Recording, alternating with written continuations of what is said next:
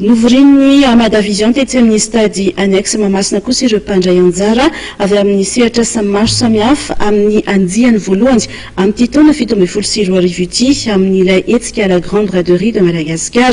Fotoana nahafahana nametraka ny lamina rehetra mba hisiny ny fombiazana eo amin'izay hetsika izay. Andoharana avy hatrany ny fanampanazavana izay hoentin-dramatory Arlala Ramanatsoa tompon'andraikitra voalohany ao amin'ny Madavision.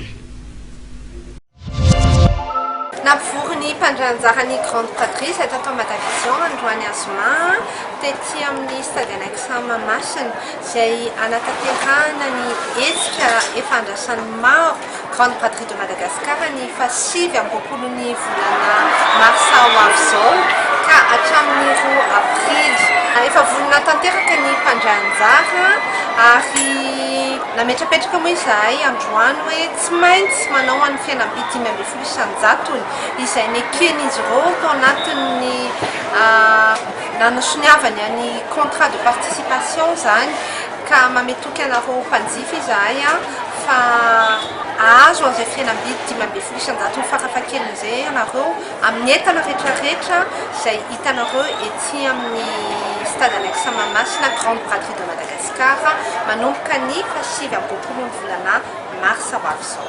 Maro dia maro tokoa ny mpandrahanjara indrindra amin'ny secteur alimentaire amin'ity indray mitoraka ity miaraka amin'ny ireo fihenam-bidy ngeza sy goavana tokoa izay homanin'izy ireo.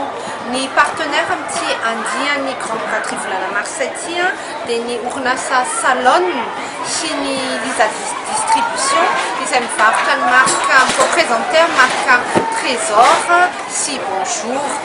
Sakafo avokoa moa zany izy ireo, ao koa ny Kasi boutique izay tena manao fihenam-bidy goavana amin'ny lamaody indray moa zany io ho antsika vehivavy. Ny tranoeva dia mihoatra ny 100 mahery amin'ity andiany grande pratrice ho tanterahana amin'ny 7 volana marsa ity.